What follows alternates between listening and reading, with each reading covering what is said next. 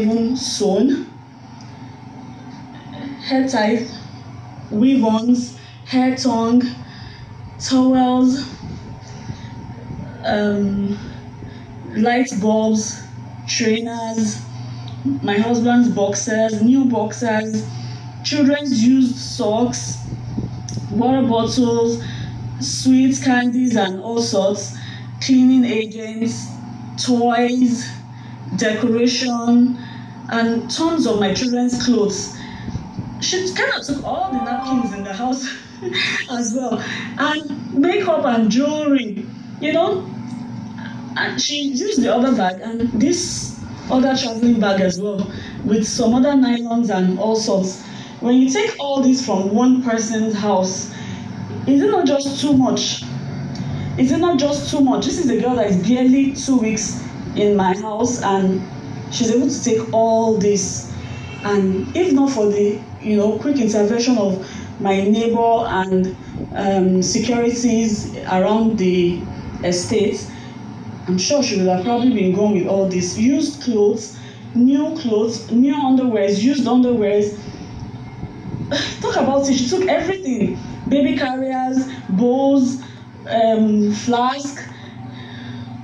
everything. Please, I'm going to show a video of the lady. Please, everybody should be aware of this lady. Her name is Victoria James. Victoria James. Ohun tẹ́mi fẹ́ kí a gbọ́ nínú eléyìí ni pé gbogbo àti abáni à ń gba ọmọ ọ̀dọ̀ Yusuf Ọlátẹ́jú láti Canada ẹ̀kújọ́ mẹ́ta òṣàlàfíà lẹ́wà gbogbo ilé ńkọ́ ṣé gbogbo ẹ̀ ń dùn àmọ̀ pé Àmọ̀kẹ́ káàbọ̀ bẹ́ẹ̀ ṣe ń juwọ́ lèmi náà ju o èmi náà juwọ́ sí yín o bẹ́ẹ̀ ṣe ń juwọ́ o bẹ́ẹ̀ bá rọ́wọ́ tèmi ti rí èmi náà juwọ́ sí yín káàbọ̀ sórí ìkànnì yìí adúpẹ́ lọ́wọ́ yín ó dáa láti Canada Ọlátẹ́jú ẹ̀kújọ́ mẹ́ta òṣàlàfíà lẹ́wà Kọ́lá Alẹ́bíoṣù mo ti kí yín kẹ́yìn tó wọlé mo sì ti dúpẹ́ lọ́wọ́ yín gbogbo lè tí mo sọ yóò bẹ̀lẹ̀ dà yín yóò sì rí bẹ́ẹ̀ fẹ́mi náà torí kẹ́ tó wọlé ni mo ti kí yín mo ti dúpẹ́ mo ti dúpẹ́ pé òkun lọ́wọ́ yín. Abímbọ́lá Ṣàbí ẹ káàbọ̀ sórí ìkànnì yìí Ọlọ́run ní ṣètò ẹ̀ o àmọ̀ pé Àmọ̀kẹ́ ẹ̀yin náà ẹ káàbọ̀ sórí ìkànnì yìí kébùn yín sọ ohun tèmi ń sọ nìyí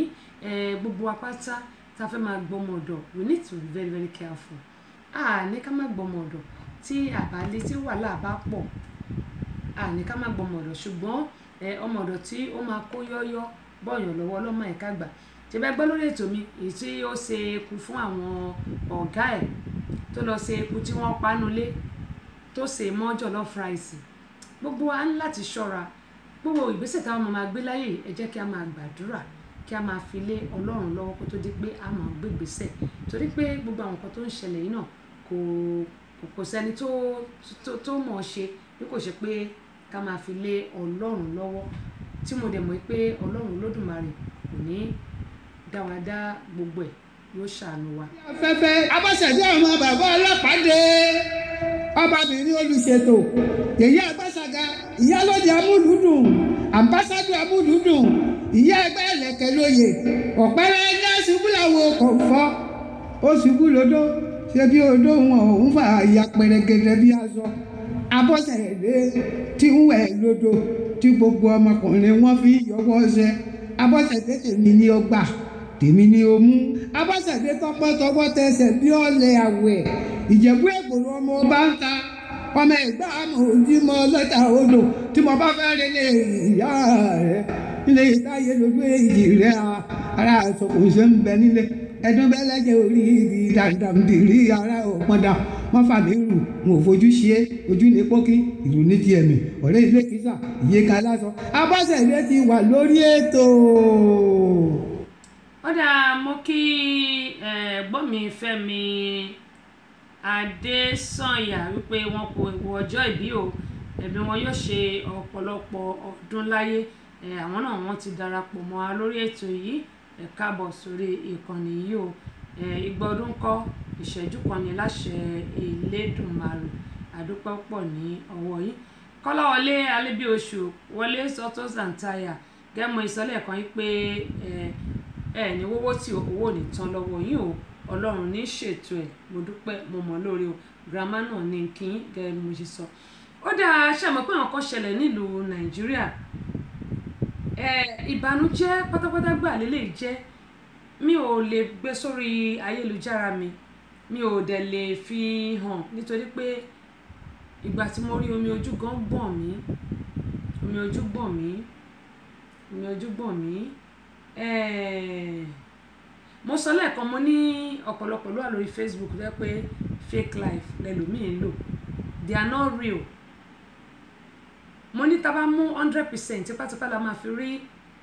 10% tó jẹ́ pé their life is real while the rest are fake. A lot of people are using a fake life ṣùgbọ́n tẹ́ bá rí wọn ta wọ́n lè rò déédéé kọ́kàn dúdú ó ń bèmí náà wí pẹ̀tẹ̀pẹ̀tẹ̀ tábà náà pọ̀pá ní tó bá tábà ó tún bẹ̀ ṣe là ń sọ. Ẹ wo ọmọkùnrin tí mo ló pàdé ọmọbìnrin lórí ayélujára tó dẹ̀ sọ ibi tó ti máa pàdé tó dẹ̀ mọ ọmọbìnrin tó dẹ̀ pa onímọ̀ yìí sọ pé má ṣe lògùn má mọ̀ òun lọ̀rọ̀ ilé ayé yìí when you do it people will know. Wọ́n lè má tètè mọ̀ ṣùgbọ́n gbọ̀n bá mọ̀ wọ́n mọ̀ náà ni táwọn ọlọ́pàá bá dẹ̀ bẹ̀rẹ̀ investigation àṣírí máa tú síta òun la ṣe sọ pé ká má ṣe bí. Then tí àwọn ọmọ wa bá ń lọ bì kan kọ́ máa dágbére fún àwọn òbí á láti kàn nípa fún àwọn ọmọ wa pé anywhere tó bá ń lọ yálà ọ̀rẹ́ ni wọ́n ń bá lọ bì kan ni wọ́n ní láti sọ fún wa. Èmi máa ń kàn pa fún àwọn ọmọ mi before you do anything at all you have to let me know. You have to let me know nítorí pé ṣe rí bọ́lọ́run bá ń ṣọ́yàn èèyàn náà láti máa ṣọ́ rẹ̀. Ẹ wọ́n rán ọmọbìnrin kò dágbére fún ìyá kò dágbére fún bàbá kò dágbére fẹ́ni kankan òun àti bàbá tí wọ́n pàdé lórí ayélujára ó dẹ̀ lọ pàdé ìyẹn dẹ̀ pa ọmọbìnrin yẹn ó wá lọ rì mọ́lẹ̀. Òní mo ṣe máa ń sọ fún àwọn èèyàn pé tí n bá gbé nǹkan síbẹ̀ kákan kí gbogbo wa ká fi kẹ́kọ̀ọ́ ni àtẹ̀mí náà tí mo gbé síbẹ̀ àtẹ̀mí náà tí mo rí àti tó bá pè mí fún àti tó bá send sí mi ká fi kẹ́kọ̀ọ́ ni nǹkan burúkú ò ní ṣẹlẹ̀ sí wa. Ṣé mọ̀ pé bá ṣe ń sùn bá ṣe ń jí lóríṣiríṣi ìṣẹ̀lẹ̀ ń ṣẹlẹ̀ ṣùgbọ́n how can we avoid all this problem ní pé ká máa bá àwọn ọmọ wa sọ̀rọ̀ ká máa tẹ̀ mọ́ wọn létí kí àwa náà ká máa mú lò torí pé tabálà ń gbàdúrà àdúrà máa gbà lóòótọ́ ṣùgbọ́n tí àwọn agbọ̀n bá ṣọ́ra ká ṣe ohun tó tó àti ohun tó yẹ a lè rí pa àdúrà yẹn ṣùgbọ́n tá a bá ń ṣe nǹkan tó tọ́ tó yẹ tá a dẹ̀ ń gbàdúrà a máa rí pa àdúrà Ọlọ́run ò sì ní sọ̀kalẹ̀ kó wá ràn wá lọ́wọ́ èèyàn náà ló máa lò fún wa. Ẹ jẹ́ ká sọ fún àwọn ọmọ wa Kẹ́hìndé Àtọ̀kẹ́ tá ń wá ẹ káàbọ̀ sórí ìkànnì yìí ẹ jẹ́ ká sọ fún àwọn ọmọ wa wípé kán máa dágbére gbogbo ibi tó bá ń lọ yálà àwọn ọ̀rẹ́ tá ti mọ̀ ni bójú àwọn boyfriend wọn náà ni kọ́ yẹ káàkiri àwọn obìnrin lóòótọ́ aburú a lè má fẹ́ ra àwọn ọmọ wa pẹ̀lú ọkùnrin ṣùgbọ́n 21st century tá a wà yìí ká má jẹ́ kọ́kàn máa lọ pàdé ọkùnrin kan káàkiri àti pé káwọn obìnrin ká jẹ́ ọ̀rẹ́ àwọn ọmọ wa gbogbo nǹkan táwọn ọmọ wa bá nídìí lóbìnrin ẹ jẹ́ ká fún wọn tá a bá fún wọn ṣe rí ọ̀dọ̀ àwọn ọkùnrin ta ní kó má gbà lẹ́nu máa gbà lọ táwọn ọmọkùnrin bá rẹ̀ ti ń fi 5 naira 10 naira $5 $20 tó ti fi ń tàn wọ́n jẹ gbogbo tó yẹ kó ṣe fún wọn má ṣe fún wọn. Mo bẹ̀ wá ní o owó tá a máa fi tọ́jú àwọn ọmọ wa Ọlọ́run ò ní fi wọ́n wa lágbára Ọlọ́run àtọkọ àtaya wa gbogbo wa pátá á ṣe bàbá àtàwọn ìyá àwọn ọmọ wa kalẹ̀ àwọn tàdé jẹ́ single parent náà Ọlọ́run Olódùmarè yóò jẹ́ kẹ́mi wá gùn àdé lè ṣe ojúṣe bàbá àti ìyá fún àwọn ọmọ náà àdé wàá jèrè wọn lágbára Ọlọ́run. Ẹ̀dà Clement Adékúnlé láti France ara yín yóò lè sọ ọmọ yóò lè sálàáfíà kú baálé ọ̀rọ̀ báwo dẹ̀ ni ṣé ara ti mókun dáadáa ní ṣàìsàn o Nàìjíríà ẹ mọ̀ gbogbo àwọn nǹkan tó wà nínú Nàìjíríà àwa tá a bá wà ń lo òyìnbó mo rántí ìgbà tí mo lọ lu Nàìjíríà tí mo ní ẹjọ́ mo ní láti lo antibiotics àti kí n tẹ́nìkan ní àfikún máa gbàdúrà fún mi mo ní ọ̀tọ̀ làdúrà ọ̀tọ̀ ní ayé kí n tọ́jú ara mi èmi ò ní mo fẹ́ mi ń ṣe kí n gbàdúrà kí n má lè tọ́jú ara mi when you go to Nigeria it's either you took antibiotics or you took anti-malaria bóyá kẹ́ tó lọ láti ìlú òyìnbó ọ̀tẹ̀ bá dọ̀hún bákan méjì ni ọlọ́run olódùmarè àlọ́bọ̀ láàmú lọ lágbára ọlọ́run.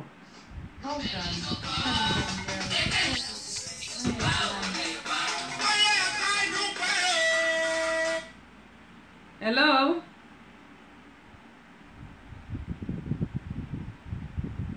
Hello. Ó dà orí ètò la ṣì wà lórí ètò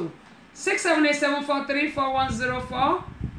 770912750 678743410 bákan náà ẹ lè pè wá sórí messenger bákan náà gábọn yín sọ lọ pé ẹ ní ṣàìsàn rẹ́rìn sí mi ó dà ẹbí náà rẹ́rìn sí yín o Yusuf Ọlátẹ́jú wọn ẹ kú ètò Ọlọ́run ní ṣètò ẹ̀ Ọlọ́run ní ṣètò ẹ̀ ó dà kọ́kọ́ tún wá ṣẹlẹ̀ nínú Nàìjíríà ṣe rí àìlówó lọ́wọ́ wọn ní kò pààyàn lórúkọ dà ṣùgbọ́n Mr. láàní fi sí gẹ́gẹ́ mo ṣe máa ń sọ àìlówó lọ́wọ́ pààyàn lórúkọ dà Mrs. náà ní fi sí or sister which I don't even really care about it kò dẹ̀ wá sẹ́ni tọ́lọ́run ò ṣe fún àfẹ́ tó bá ní tòun ò tó ṣètúngbọ̀n yìí lákọ̀ọ́kọ́ ìlú wa Nàìjíríà we are so desperate lórí ọ̀rọ̀ olówó dé tàbí kí nǹkan ṣẹlẹ̀ nílùú Nàìjíríà bóyá àwọn expiring food oúnjẹ tó ní kan lọ dànù wọ́n ní Edda Clement wọ́n ní thank you so much my sister I'm far better today olúwa ṣeun ní ṣàìsàn lórúkọ Jésù ní ṣàìsàn kẹ́mi ẹ sọ wípé ìlú Nàìjíríà a wà desperate to the extent pé bóyá àwọn oúnjẹ kan ló ti expire tó wá ní pé kán lọ dànù mo rí kan recently yìí bóyá towards earlier this month I believe tí wọ́n lọ kó àwọn oúnjẹ wọ́n dẹ̀ ń tà fáwọn èèyàn gbogbo àwọn ẹyin tán ló ti bàjẹ́ àwọn canned food tó ti bàjẹ́ tán ní kó lọ dànù àwọn kan dẹ̀ ń kó wọ́n dẹ̀ lọ tuntun tà àwọn chicken àti turkey tó ti bàjẹ́ wọ́n máa lọ frozen ẹ̀ a máa lọ tà lọ́jà alẹ́ gbogbo wa we need to be very very careful ṣé ó dìgbà tó bá pa àwọn èèyàn tán nílùú Nàìjíríà ni èmi rò pé when they say this thing is expired ibi tó yẹ kán dà sí kò yẹ kán gbé lọ síbi tí àwọn public wà tó yẹ pé wọ́n máa lọ síbẹ̀ tó wọ́n ṣí ẹmọ truck tó máa fi ń dalẹ̀ nù nílùú Nàìjíríà yẹn kí lẹ ti ń pè wọ́n àwọn tó máa ń gbé ṣé swage lẹ́gbàá àwọn tó ń gbé ilẹ̀ àwọn mọ́tò truck ńlá yẹn tó ní ìdíbà tó máa ń ṣídìí sókè tó wọ́n máa kó ilẹ̀ sínú ẹ̀ òun ni wọ́n fi kó gba àwọn expiring food yìí ìjọba àdẹ̀lá níjọba ṣebí ṣe ló yẹ kó lọ grand irú bíbà tó máa pààkì nǹkan yálà igi ni o àbí anything tó ti bàjẹ́ wọ́n máa fi onímọ́tò irú mọ́tò yẹn náà wọ́n máa grand á sọ di powdered á dẹ̀ dànù tí Nàìjíríà kọ́ ìgbà náà máa lọ kó náà máa lọ tà á wọ́n kò lọ jalè wọ́n máa lọ tà lálẹ́ èèyàn mi kan ló lòun ra cream tó máa ń lò ní ó ní wọ́n bu perfume sórí cream yẹn bí wọ́n bu cream díẹ̀ sí ìgbà tó délé níjọ́ kejì ó lò níjọ́ kejì tó lòun fẹ́ lò báyìí ògì ló wà nínú ẹ̀ ẹjọ́ ṣérú àwọn yẹn báwo ló ṣe fẹ́ pa owó ẹkún tó dẹ̀ sọ pé ọjà ìrìn ló ń tà ó ti ọwọ́ bọ̀ níjọ́ yẹn ó sèǹtì ẹ̀ ó wà òkè bọ́ tíjọ́ kejì tó máa fi para ògì ló wà nínú ẹ̀ alẹ́ ló rà á likewise eléyìí tí mo sọ pé ó rí náà ọjà alẹ́ náà máa kó lọ táwọn èèyàn máa lọ rà á tó máa fún àwọn èèyàn níjẹkújẹjẹ kọ́lẹ́rà ẹ̀wọ́n máa ní diseases ó pọ̀ ní Nàìjíríà àwọn èèyàn ń kú àwọn èèyàn ń ṣe wọ́n sick wọ́n ṣe kinní kan ó yẹ kí àwọn ṣé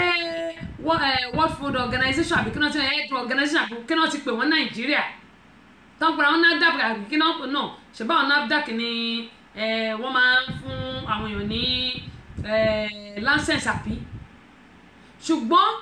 àwọn WHO náà wà WHO ó yẹ kí wọ́n ṣiṣẹ́ wọn bí iṣẹ́ àwọn health department kí ni wọ́n ṣe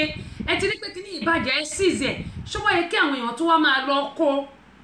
àwọn òróró tó ti expire tí wọ́n tún kó bẹ́ẹ̀ ni wọ́n tún gbé òróró kan náà táǹkà òróró kan náà dànù sínú kọ́tà òróró jíjẹ ni wọ́n dẹ̀ ń gbọ́ sínú keg wọ́n máa lọ tà lọ́jà alẹ́ fáwọn èèyàn wọ́n àtàlẹ́ ìdínwó àwọn èèyàn máa rà á ibo là ń lọ lórílẹ̀‐èdè Nàìjíríà tó fẹ́ pa àwọn èèyàn tán ni adẹ̀ ń pariwo à ń pariwo à ń pariwo ẹlòmíì ò tí ì rí owó mu gààrí ṣùgbọ́n ńgbà tí ó bá lọ ràràkúrà lọ́jà tí sickness bá dé ńgboro tí ó tó fẹ́ fi tọ́jú ara ẹ̀ meanwhile government hospital wọn ò ní drugs wọn ò lẹ́nìtìn òun ló fà tó fẹ́ pọ̀ ọ̀pọ̀lọpọ̀ wọ́n fẹ́ sápò nílùú Nàìjíríà kẹ́ni àtọ́kẹ́ wọn ní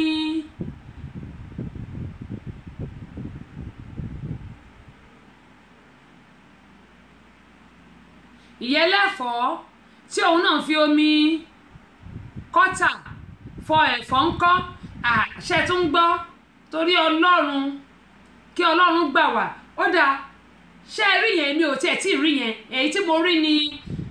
tí ọsàn mo dẹ̀ gbé yẹn sórí péjì mi ọsàn mímu ọsàn yẹn ò tí ì pọ́n wọ́n á fi kẹ́míkà wọ́n bù sínú omi wọ́n á fi ń ṣan ọsàn yẹn wọ́n fi ń ṣan ọsàn yẹn lẹ́sẹ̀kẹsẹ̀ báyìí ló wá ń pọ́n ló pọ́n ẹ máa rò that was ìgbà àwẹ̀ yẹn ni wọ́n ṣe yẹn mo á gbé sórí péjì mi wípé àwọn tó bá gbàwẹ̀ ńgbà yẹn tó bá fẹ́ ra ọsàn kọ́ sọ pé kọ́ gé ṣáà kọ́sàn tó bá dúdú tó bá gé ẹ máa mọ̀ pé kò pọ́n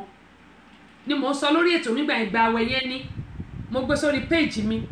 dẹ̀ mo tún ti rẹ́nìkan náà tó yẹ pé eléyìí Haúsá ni ó mú omi gọ́tà ó fi ń fọ ìrèké ìyẹn sugarcane táwọn èèyàn rà tó ń mu mo gbé yẹn náà sórí péjì mi gbà yẹn nígbà tí o ra ẹ̀fọ́ irú àwọn eléyìí wọn ò lè gbàdúrà àdúrà ò lè jẹ́ tiwọn báwo ló ṣe máa mú omi gọ́tà tó máa fi fọ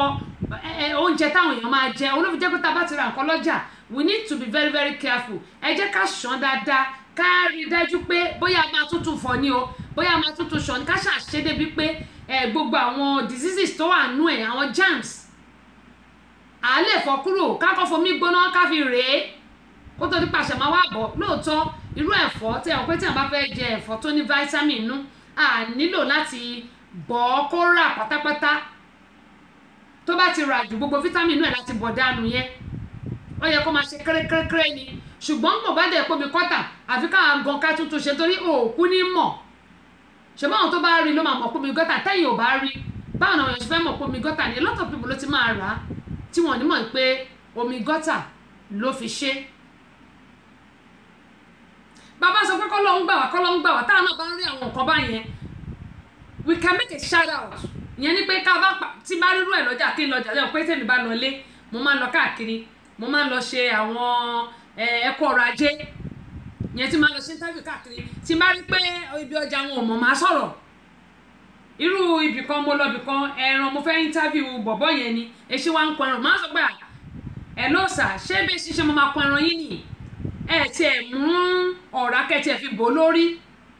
ó ní madam nítorí káwọn èèyàn lè rí ni mo tẹ́ bá fi ọ̀rá tó jẹ́ white plain nylon tẹ́ bá fi bò àwọn èèyàn máa rí nǹkan tẹ̀ ń tà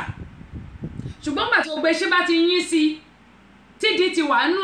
ẹ mọ máa gé báyẹn máa tà fáwọn èèyàn ẹlòmíì tó bá bọ ẹran kì í bọ ẹran dáadáa wọṣọ ifi gbì wọn bẹ̀rẹ̀ sí kó jẹ òun ló máa ń jẹ́ kí a lot of people máa sick gbogbo apátápátá a ní láti be wise yẹn ni pé ká la ojú wa dáadáa ká mọ nǹkan tá à ń ṣe Ọlọ́run jẹ́ ká jẹ̀jẹ̀ kú jẹ o ìbùkún Ẹgbẹ́yẹlé àdúpẹ́ pọ̀ lọ́wọ́ yín o Kẹ́ni Àkànkẹ́ wọ́n ní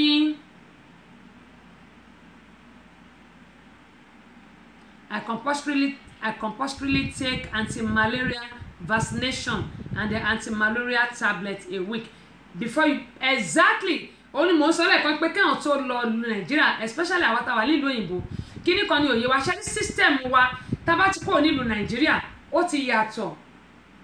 yàtọ̀ like pure water mo rántí àwọn èèyàn mi kan tí wọ́n lọ sí Naija ní eléyìí tí mò ń sọ yìí that was the last year nígbà tí mo lọ a lọ ṣe kí ni mo tẹ̀ lọ bá wọn ṣe last year every time ni máa ń lọ ṣiṣẹ́ ok mo lọ bá kábíyèsí a lọ ṣe MC fún kábíyèsí lẹ́kọ̀ọ́ ọba Èkó a lọ bá wọn ṣe MC so àwọn tàjọ nínú àwọn tàjọ lọ àwọn ọ̀rẹ́ mi kan wọ́n mu pure water ni wọ́n ra nígbà tó fún gbẹ wọ́n tutù gan mi ò gbọ́dọ̀ parọ́ fún yín not even 2 hours tí wọ́n mú ni wọ́n bẹ̀rẹ̀ sí ní diarrhea òun ni mo ṣe máa ń sọ fáwọn èèyàn pé when you get home kó tó lọlé tọ́jú ara ẹbí tó bá dẹ̀ ti dé tọ́jú ara ẹ but at the same time we have to be very careful lórí nǹkan táwọn máa jẹ system wa ó ti yàtọ̀ sí ìgbà táwa nílùú Nàìjíríà ó ti yàtọ̀ irú èmi ní ìsìn olójú oúnjẹ tí mò ń jẹ gbogbo oúnjẹ kọ́ ni mò ń jẹ olójú wọ́n ti bú mi gan tẹ́ bá gbọ́ èmi ìyàwó kékeré nínú lábẹ́ òrùlé ìyàwó kékeré wọ́n ní kò ń jata kò ń jẹ gbogbo ẹ̀ ó ti sọ àwọn ìyáálé mi gan pàápàá ṣùgbọ́n síbẹ̀síbẹ̀ inú mi ó ti yàtọ̀ sígbà tí mo wà ń lé ibi ìbàdàn kò sí nǹkan tí mi lè jẹ ń bì ṣùgbọ́n Naija ó lójú nǹkan tí mo lè jẹ ó dẹ̀ lójú nǹkan tí mo lè mu ó ní mo ṣe máa ń sọ fún àtàwà nílùú òyìnbó pé tá a bá ti lọ sílùú Nàìjíríà ká tó lọ ká tọ́jú ara wa tá a bá dẹ̀ tún dọ̀hún náà ká tọ́jú ara wa ká dẹ̀ máa mọ àwọn nǹkan tá a máa jẹ lágbára Ọlọ́run àní ṣàìsàn Ọlọ́run á máa ṣàánú fún wa ó dẹ̀ àyè tí mo sọ̀rọ̀ lẹ́ẹ̀kan Ẹ̀dà Clement wọ́n ní both NAFDAC and the Standard Organization wọ́n ti kú àdẹ́dì Nàìjíríà bá bá kú lóòótọ́ bá bá kú ṣé ó yẹ kó jẹ́ pé àwọn nǹkan tó ní pé kó lọ dànù tó yẹ pé ìṣojú wọn ló yẹ kó ṣe grand day kó rí pé ó ti di lúbú tí wọn ti ẹ̀ lè rí kó mọ́ àtòróró tí mo ló ti bàjẹ́ àlọ́ òró táǹkà òró dànù sínú kọ́tà wọ́n dẹ̀ ń gbọ́n wọ́n rọ́ sínú kẹ́ẹ̀gì wọ́n dẹ̀ ń gbé lọ́jà lọ́ọ́ tà fáwọn èèyàn náà ń gbé wọ́n fi ń ṣe bẹ̀ lé wọ́n tún lọ́ọ́ tuntun tà fáwọn èèyàn ẹ gbà wá mo rántí ní ọ̀dọ̀ wa bí by drive I think couple of months it might be 2, 3 or 4 months wọ́n ń gbé ẹdìyẹ bọ̀ chicken láti àmọ̀ bóyá California àbíbí kan náà ti ń gbé bọ̀ Atlanta bíbá yìí ní 285 gbogbo àwọn chicken yẹn bá fún ká àwọn mọ́tò tó kàn bọ̀ kàn bẹ̀rẹ̀ sí tẹ̀ wọ́n pa ní pẹ́pẹ́pẹ́pẹ́ tó bá jẹ́ Nàìjíríà ni mo ṣọ́ọ̀bù àwọn èèyàn máa bọ́lẹ̀ tó wọ́n máa kó sẹ́ni tó kọ̀ náà wọ́n dẹ̀ pé àwọn DOT náà wá gbá wọn jọ gbogbo the whole trailer báyìí di ẹ ṣe fò lẹ́ẹ̀ ni àwọn mọ́tò ń gbá wọn pápápápápápá àti tí ó kọ́lẹ́sì àti gbogbo ẹ̀ wọ́n gbá wọn dẹ̀ lọ dànù kò sẹ́ni tó ń ṣàná ó bá jẹ́ Nàìjíríà ni wọ́n máa bẹ̀rẹ̀ sí kó gbogbo ẹ̀ ní àwọn DOT ni wọ́n pè ìyẹn Department of Road Transportation wọ́n dẹ̀ gba gbogbo ẹ̀ wọ́n dẹ̀ gba títì yẹn wọ́n dẹ̀ kó wọ́n dẹ̀ lọ dànù kò sẹ́ni tó máa jẹ yẹn bí báyìí náà ṣùgbọ́n èèyàn kì í ṣe ti Nàìjíríà wa adẹ̀la lólórí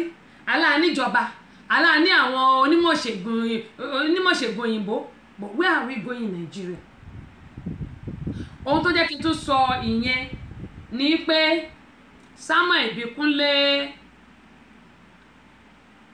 arúgbó bọ́ìsì ẹ mọ́ bínú o bóyá bọ́ìsì dẹ̀ ni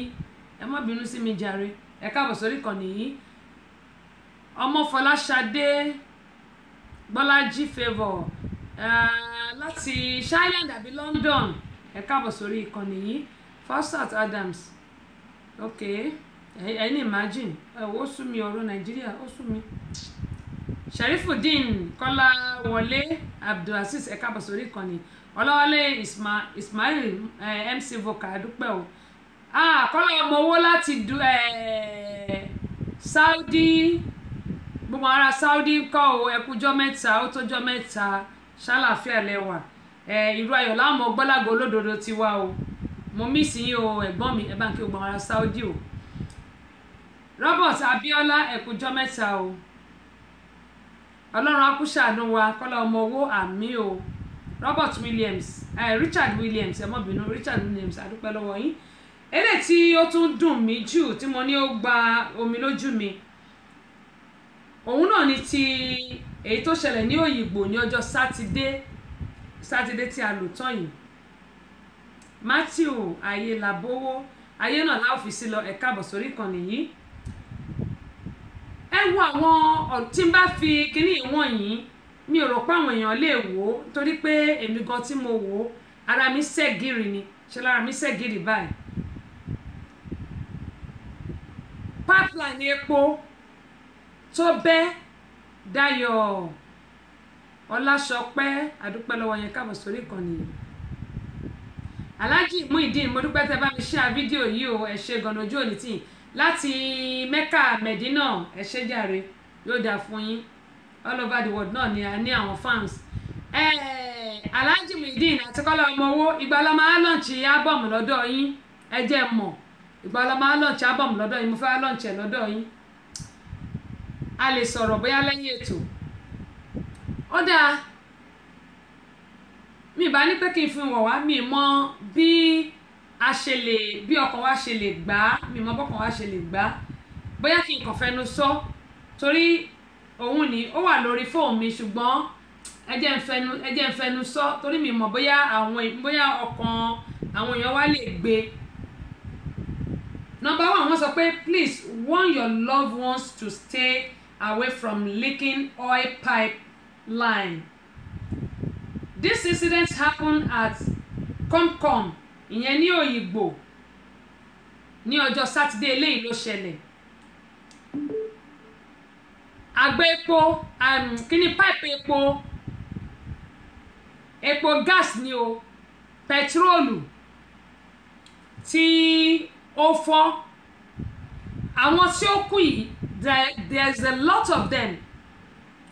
wọ́n lọ fi ike wọ́n lọ fi ń gbọ́n petrol ẹlòmíì ò lọ́kadà nínú wọn that's what I don't understand ẹlòmíì ò lọ́kadà ẹlòmíì ò ní ṣé ọ̀kadà ló kéré jù láì ṣe machine ọ̀kadà ẹlòmíì ò lọ́kadà rárá ṣùgbọ́n nǹkan tó pọ̀lọpọ̀ ń ṣe ni pé wọ́n lọ síbẹ̀ wọ́n lọ ń gbọ́n epo yìí láì mọ̀ yìí pé iná ó máa bú gbàm níbẹ̀ èmi tí ń tòótọ́ àwọn èèyàn tó jóná wọ́n pọ̀ ṣùgbọ́n àwọn young boys ló pọ̀ jù náà tí wọ́n jóná àwọn ọ̀dọ́ láńgbá àwọn ògo orílẹ̀-èdè Nàìjíríà ṣé tí iṣẹ́ bá wà ṣé wọ́n máa lọ sí ibi tí àgbá epo ti fọ́ nígbà tó pé Nàìjíríà tó bá ti rí anything tó bá ti ṣẹlẹ̀ báyìí wọ́n máa wá gbogbo ọ̀nà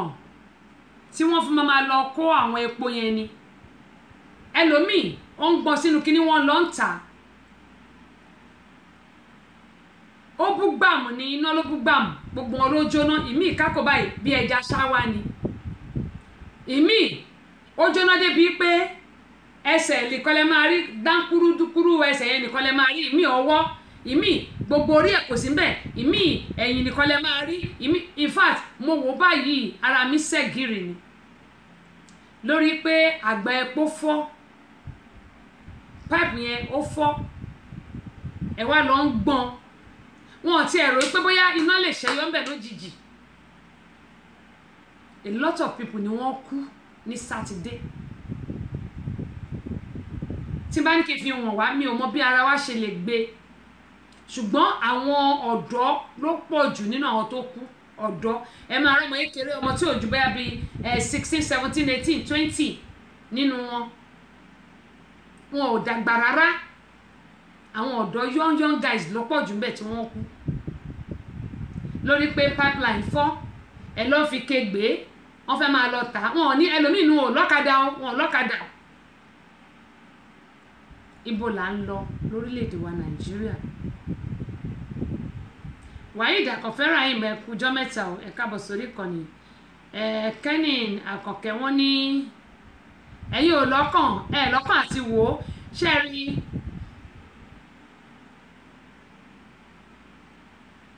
torí ẹ̀ ni mo sọ pé mi ì fẹ́ ṣó fídíò yẹn torí gbàtẹ́ mi gan wò ara mi ó ń gbọ̀n ni mi gbọ́dọ̀ parọ́ fún yín abiyamọ lèmi náà kò rẹ̀ sẹ́ni tó máa ríro eléyìí tí mò ń sọ yẹn omi máa jábọ́ lójú ẹ̀ nítorí pé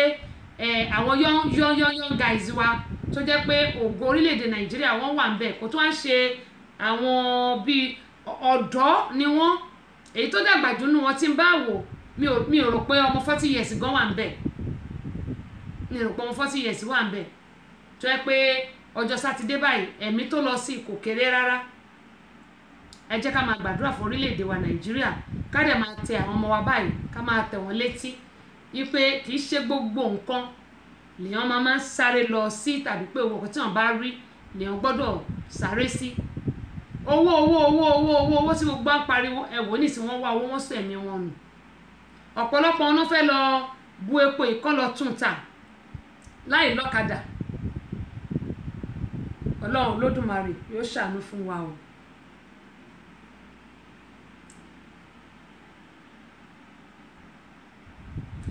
ọ̀dà kẹ́yìn wọ́n ní àwọn ará Nàìjà wọ́n kálá gan ṣẹ́ẹ̀rí ẹ̀mí èèyàn jọ wọ́n lójú lóòótọ́ nítorí pé tí wọ́n bá kálá gbogbo alámọ̀ pé tí ọ̀pá epo tó bá bẹ́ anything ló lè ṣẹlẹ̀ kò sí nǹkan tí ò lè ṣẹlẹ̀ ẹlòmíì lè mu sìgá kó kàn sọ kí ní èéfi sìgá lẹ̀ ó lè bú gbàm ẹlòmíì lè ó kàn lè kọjá bóyá bí iná àbí nǹkan tí ò tẹ̀ kó tẹ̀ má sọ́lẹ̀ rárá èéfín kíní yẹn gan ó lè fà á kó di pé iná kan máa ṣẹ́yọ ó ní mo ṣe ń sọ fún wa pé gbogbo apátápátá ẹ jẹ́ ká máa fa àwọn ọmọ wa létí mọ́ra o Ọlọ́run á ṣàn ọmọ lọ́mọ olóríire ọmọ alálùbáríkà o lágbára Ọlọ́run àwọn òbí wọn pátá máa fi ṣe bàbá ṣèyà fún wọn Ọlọ́run á máa jogún ẹ̀ fún wa ṣùgbọ́n ẹ jẹ́ kí àwa náà kí a máa bá àwọn ọmọ wa sọ̀rọ̀ ká dẹ̀ rí pé wọ́n ní iṣẹ́ ọwọ́ kan lọ́wọ́ ìyẹn ṣe kókó ṣe pàtàkì ọ̀pọ̀lọpọ̀ ọmọ nísìnyí wọn ò fẹ́ kọ́ṣẹ́ wọn kàn fẹ́ máa jayé kiri ni wọn ò fẹ́ kọ́ṣẹ́. onítọ́tọ́tọ́tọ́ kúrúkúrú kẹ́rẹ́kẹ́rẹ́ ọ̀rọ̀ làwa fi ń dára níta wa. Abọ́sẹ̀dé ọmọ bàbá ọlọ́pàá yẹ Agbáṣàgà mo sọ wípé àràkẹ́gbẹ́ ní US náà ní gbogbo ayé mọ́ bá ọgbọ́ lọ́jọ́ gbogbo tẹ̀sí ṣó mo sọ wípé lórí ètò àràkẹ́gbẹ́. ọ̀dà onítọ́tọ́tọ́tọ́ kúrúkúrú kẹ́rẹ́kẹ́rẹ́ ọ̀rọ̀ làwa fi ń dára níta wa. Abọ́sẹ̀dé ọmọ bàbá ọlọ́pàá yẹ Agbáṣàgà mo sọ wípé àràkẹ́gbẹ́ ní US náà ní gbogbo ayé mọ́ bá ọgbọ́ lọ́jọ́ gbogbo tẹ̀sí ṣó mo sọ wípé lórí ètò àràkẹ́gbẹ́ àmọ́ jáde ẹ̀gbọ́n bí òwe àfihàn gbogbo ní níwájú àmọ́ gbájágíjágí tẹ̀sí ṣó àràkẹ́gbẹ́ ní US náà ní kó jẹ́ fún gbogbo wa o èmi Abíọ́dún ẹ̀yin gẹ́gẹ́ ojú Elédùmarè ti ń dún.